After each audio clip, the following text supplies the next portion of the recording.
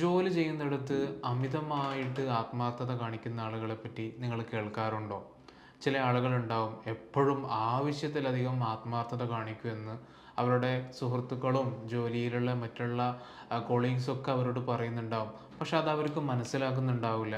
പല ആളുകളും ലീവ് പോലും എടുക്കില്ല.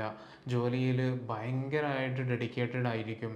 എന്നാൽ ഇതിന് മാത്രമുള്ള ഒരു തരത്തിലുള്ള ഒരു ഫീഡ്ബാക്കോ അല്ലെങ്കിൽ ഒരു പ്രോത്സാഹനമോ ഒന്നും അവിടെ നിന്ന് അവർക്ക് കിട്ടുന്നുണ്ടാവുകയില്ല. ഫുഡ് എന്തെങ്കിലും വകയാൽ ഫുഡിൻ്റെ കാര്യത്തിൽ ഒരു താമസം വരികയാണെങ്കിൽ അവിടെ പ്രശ്നമാണ്.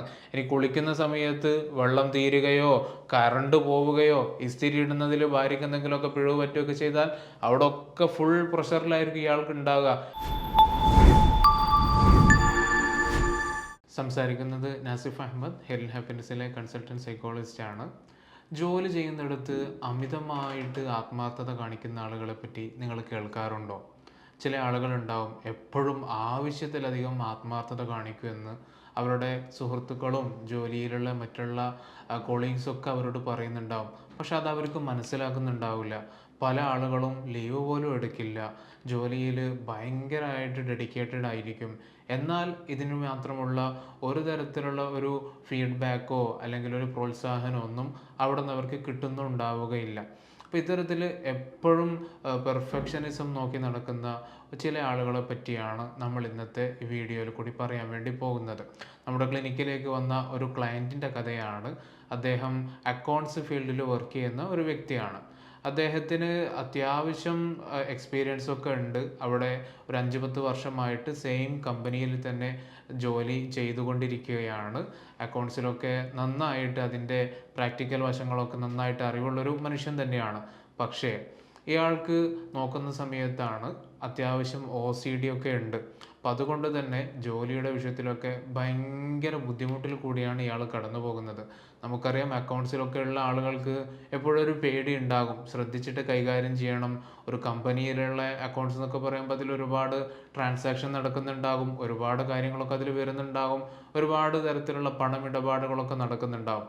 അപ്പോൾ എൻ്റെ അശ്രദ്ധ കൊണ്ട് ഒരു രൂപ പോലും മിസ്സാകാൻ പാടില്ല എന്ന് നമ്മളൊക്കെ ആ ഒരു ഫീൽഡിലാണെങ്കിൽ ചിന്തിക്കുന്നവരുണ്ടാകും. പക്ഷേ ഇയാളെ സംബന്ധിച്ചിടത്തോളം ഇതിൻ്റെ പേരിൽ ഭയങ്കരമായിട്ട് ഇതിനെക്കുറിച്ച് തന്നെയാണ് എപ്പോഴും കൺസേൺസ് ഉണ്ടാകുന്നത്. ഇയാൾ പൈസ ഷെൽഫിലേക്ക് ഇട്ട് കഴിഞ്ഞാൽ പൈസ അത് 50,000-ൻ്റെ കെട്ടുകളൊക്കെ ആക്കിയിട്ട് ഇയാൾ തന്നെയാണ് ഷെൽഫിലേക്ക് വെക്കുക. വെച്ച് കഴിഞ്ഞാൽ ഒരു തവണ ആദ്യം ഒന്ന് ഷെൽഫ് വിളിച്ചു നോക്കും. അത് അവിടെ തന്നെ വലിയുന്നുണ്ടോ, ലോക്കായി നിന്നിട്ടുണ്ടോ എന്ന് ഉറപ്പ് വരുത്താൻ വേണ്ടിയിട്ട്. ഒരു 5 മിനിറ്റ് കഴിഞ്ഞിട്ട് വീണ്ടും നോക്കും. വീണ്ടും എങ്ങാനും അത് ലോക്ക് ആയിട്ടില്ലെങ്കിലും ഒന്ന് കരുതിയിട്ട്, അല്ലെങ്കിൽ ലോക്ക് ആയിട്ടുണ്ടോ എന്നുള്ളത് ഉറപ്പാക്കാൻ വേണ്ടിയിട്ട് ഒന്നുകൂടി നോക്കുകയാണ്. ഇത് ഒരു 5-10 പ്രാവശ്യം എന്താണ് ഈ സെയിം കാര്യം ഇയാൾ റിപ്പീറ്റ് ചെയ്യുകയാണ്.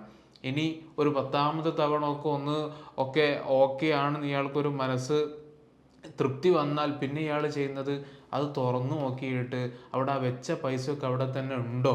ഇപ്പോൾ പൂട്ടിയെന്ന് ഉറപ്പായി, ഇനി പൈസ അവിടെ തന്നെ ഉണ്ടോ എന്ന് നോക്കണമല്ലോ.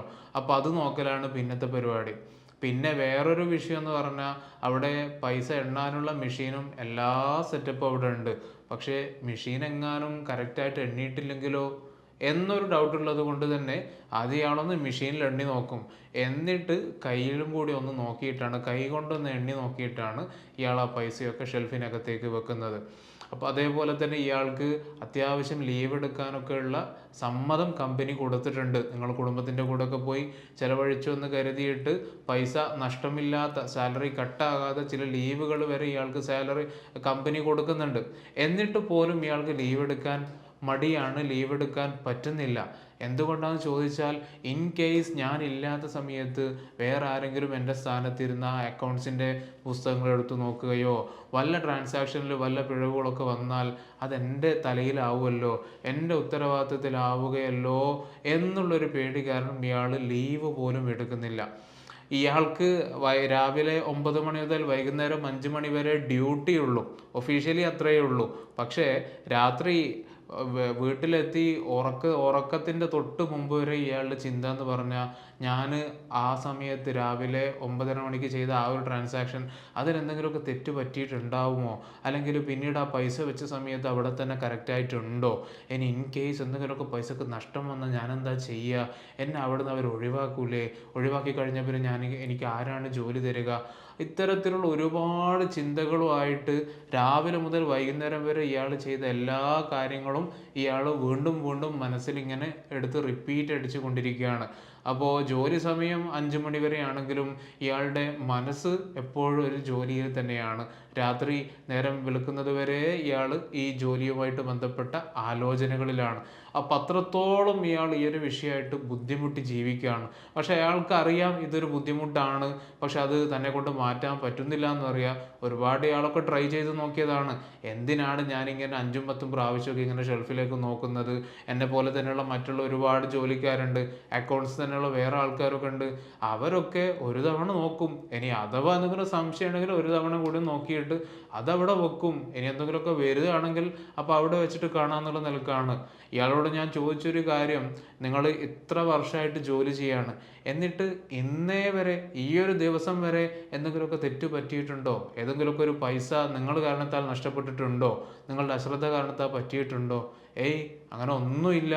അപ്പോൾ പിന്നെ നിങ്ങൾ എന്തിനാണ് ഈ ബേജാറാകുന്നത്? ഇന്നേ വരെ ഒരു തരത്തിലുള്ള ഒരു പ്രശ്നവും പറ്റിയിട്ടില്ല, എന്നിട്ടും നിങ്ങൾ എന്താണ് ഇനി അങ്ങനെ പറ്റിപ്പോയാൽ എന്താണ് ചെയ്യുക, പറ്റിപ്പോയാൽ എന്നെ ഇവിടുന്ന് കമ്പനി പുറത്താക്കുമോ?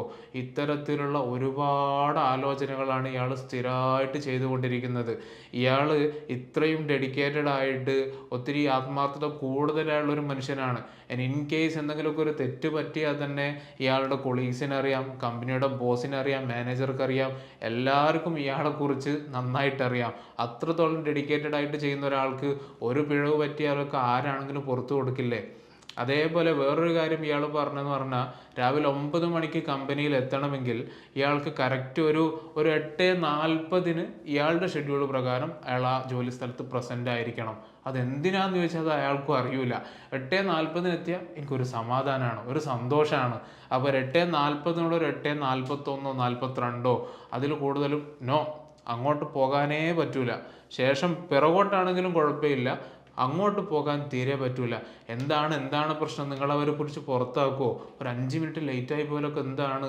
നിങ്ങളുടെ കൂട്ടത്തിലുള്ള ആളുകളൊക്കെ എങ്ങനെയാണ്? നിങ്ങളെപ്പോലെ കറക്റ്റ് എല്ലാ ദിവസവും നേരത്തെ വരുന്നവരാണോ? എന്നെങ്കിലും ഒരു ദിവസമൊക്കെ ലേറ്റായി പോകുന്നവരാണോ? അതെ, അവരൊക്കെ എപ്പോഴെങ്കിലുമൊക്കെ ലേറ്റ് ആകാറുണ്ട്, എന്നിട്ട് അവരൊക്കെ ഇവിടുന്ന് പിരിച്ചു വിടാറുണ്ടോ? ഏയ് അങ്ങനെയൊന്നും സംഭവിക്കുന്നുമില്ല. ഇനിയിപ്പോൾ നിങ്ങൾ തന്നെ ഒരു ദിവസം ലേറ്റായി എന്ന് കരുതിയാൽ കമ്പനിയിലുള്ള ആരെങ്കിലും നിങ്ങളെക്കുറിച്ച് പറയുമോ എന്താണ് ഇയാളിങ്ങനെ എപ്പോഴും ലേറ്റായിട്ട് വരുന്നതെന്ന്? പറയില്ല. കാരണം ഇയാൾ ഈ ജോലി ചെയ്യുന്ന ഇത്ര വർഷമായിട്ട് പോലും നേരത്തെ എത്തുക എന്നതല്ലാതെ ഇന്നേ ഒരാൾ ലേറ്റ് ആയിട്ടില്ല. പക്ഷെ ഇയാളുടെ മനസ്സിലുള്ള ഇയാൾ ഉണ്ടാക്കി വെച്ച ശീലങ്ങളാണ് ഇതൊക്കെ. ഇപ്പോൾ രാവിലെ ആയാൽ ഓഫീസിൽ 8:40 എത്തണം, ഓഫീസിൽ ആ സമയത്ത് കൃത്യമായിട്ട് എത്തണം എന്നുള്ള ഒരു ചിന്ത ഇയാൾക്ക് ഇങ്ങനെ വരുന്നത് കൊണ്ട് രാവിലെയുള്ള കാര്യങ്ങളൊക്കെ കഴിയുന്നതിനിടയിൽ ഫുൾ പ്രഷറിലാണ് ഇയാൾ ഉണ്ടാകുക. ഫുഡ് എന്തെങ്കിലും വകയാൽ ഫുഡിൻ്റെ കാര്യത്തിൽ ഒരു താമസം വരികയാണെങ്കിൽ അവിടെ പ്രശ്നമാണ്. ഇനി കുളിക്കുന്ന സമയത്ത് വെള്ളം തീരുകയോ കറണ്ട് പോവുകയോ ഇസ്തിരി ഇടുന്നതിൽ ഭാര്യയ്ക്ക് എന്തെങ്കിലുമൊക്കെ പിഴവ് പറ്റുകയൊക്കെ ചെയ്താൽ അവിടെ ഒക്കെ ഫുൾ പ്രഷറിലായിരിക്കും ഇയാൾക്ക് ഉണ്ടാകുക. എന്തിനു വേണ്ടിയിട്ടാണ്? എനിക്ക് 8:40 അവിടെ ജോലി സ്ഥലത്ത് എത്തണം. ഇനി 8:40 മാറിക്കഴിഞ്ഞാൽ ഒന്നുമില്ല. പക്ഷെ ഇയാൾ തന്നെ ഉണ്ടാക്കിയെടുത്ത ചില ചിട്ടവട്ടങ്ങൾ, ഭയങ്കര കർശനമായിട്ടുള്ള ചില ചിന്താഗതികളൊക്കെയാണ് ഇയാളിങ്ങനെ അലട്ടിക്കൊണ്ടിരിക്കുന്നത്. അപ്പോൾ ഈ OCD-കാരിലൊക്കെ നമുക്ക് കാണാൻ പറ്റുന്നത് അവർ ഭയങ്കര റിജിഡ് മെൻറ്റാലിറ്റി ആയിരിക്കും. ഒരു ഫ്ലെക്സിബിലിറ്റിക്കും അവർ തയ്യാറാവുകയില്ല. 9 മണി എന്ന് പറഞ്ഞാൽ, അല്ലെങ്കിൽ 8:40 എന്ന് പറഞ്ഞാൽ 8:40, ഒരു മിനിറ്റ് അങ്ങോട്ടോ ഇങ്ങോട്ടോ അവർക്ക് പറ്റൂല. അത്രത്തോളം റിജിഡ് ആയിട്ടായിരിക്കും പലപ്പോഴും അവർ പെരുമാറുന്നുണ്ടാവുക. അപ്പോൾ അവർക്ക് തന്നെ അറിയില്ല എന്തുകൊണ്ടാണ് ഞാനിങ്ങനെ ചെയ്യുന്നതെന്ന് അറിയില്ല. ഈ ആത്മാർത്ഥതയുടെ വിഷയം പറയുകയാണെങ്കിൽ മറ്റുള്ള ആളുകളൊക്കെ നമ്മുടെ ക്ലയൻറ്റിനോട് ചോദിക്കുന്നതാണ്, നിങ്ങൾ എന്തിനാണ് ഇത്ര ബുദ്ധിമുട്ടി ഇങ്ങനെ പണിയെടുക്കുന്നത്? നമുക്കും കിട്ടുന്ന സാലറി ഒരേപോലെ തന്നെ നിങ്ങൾക്കും കിട്ടുന്ന ഒരേ സാലറി തന്നെയാണ്. പിന്നെ നിങ്ങൾ മാത്രം എന്താണ് ഇത്ര എഫേർട്ട് എടുക്കുന്നത്? ഇതേ സെയിം കാര്യമാണ് അദ്ദേഹത്തിൻ്റെ ഭാര്യയും ചോദിക്കുന്നത്. അപ്പോൾ ഇത്തരത്തിൽ ഈ ഓവർ ആത്മാർത്ഥത എന്നൊക്കെ പറയുന്നത് അവരുടെ പെർഫെക്ഷനിസത്തിൻ്റെ ഭാഗമാണ്. ഞാൻ ചെയ്യുന്ന വർക്ക് മാക്സിമം പെർഫെക്റ്റ് ആയിരിക്കണം, അതിൽ ഒരു തരി പോലും വിട്ടുവീഴ്ച ചെയ്യാൻ പറ്റൂല എന്നുള്ള അവരുടെ ഒരു പെർഫെക്ഷനിസം, OC ട്രൈറ്റ് കൊണ്ട്, ഒബ്സസീവ് കമ്പൽസീവ് ട്രൈറ്റ് ഉള്ളത് കൊണ്ടാണ് അവരത്രത്തോളം പെർഫെക്ഷനിസം കാണിക്കുന്നതും ഈ ആത്മാർത്ഥത, ഓവർ ആത്മാർത്ഥത കാണിക്കുന്നതൊക്കെ. അപ്പം അത്തരത്തിലുള്ള ആളുകളൊക്കെ ജോലി സ്ഥലത്ത് ഭയങ്കര ബുദ്ധിമുട്ടായിരിക്കും ഉണ്ടാവുക. പക്ഷേ അവരെ കൊണ്ടാണെങ്കിൽ കമ്പനിക്ക് വലിയ നേട്ടമായിരിക്കും ഉണ്ടാവുക. കമ്പനിയുടെ എല്ലാ കാര്യങ്ങളും നന്നായിട്ട് ചെയ്യാൻ വേണ്ടി ശ്രമിക്കുന്ന ഒരു ജോലിക്കാരനായിരിക്കും ഇയാൾ. അപ്പോൾ ഇയാൾക്കൊരു ഓവർ ടൈം ഡ്യൂട്ടി കൊടുത്താലോ കുറച്ച് കൂടുതലായിട്ട് പണിയെടുക്കുമെന്ന് പറഞ്ഞാലൊക്കെ വലിയ പ്രശ്നങ്ങളൊന്നും ഇവർ കാണിക്കാറില്ല. അതും നല്ല വൃത്തിയിലും വെടുപ്പിലും ചെയ്യാൻ വേണ്ടിയിട്ടാണ് ഇവർ ശ്രമിക്കുക. അപ്പോൾ ഇവരാണെങ്കിൽ നല്ലൊരു മാനേജറോടത്തൊക്കെയാണ് ഇവരെ കിട്ടിയതെങ്കിൽ അത്യാവശ്യം ഇവരെ വെച്ച് അവർ ഉപയോഗപ്പെടുത്തുകയും ചെയ്യും.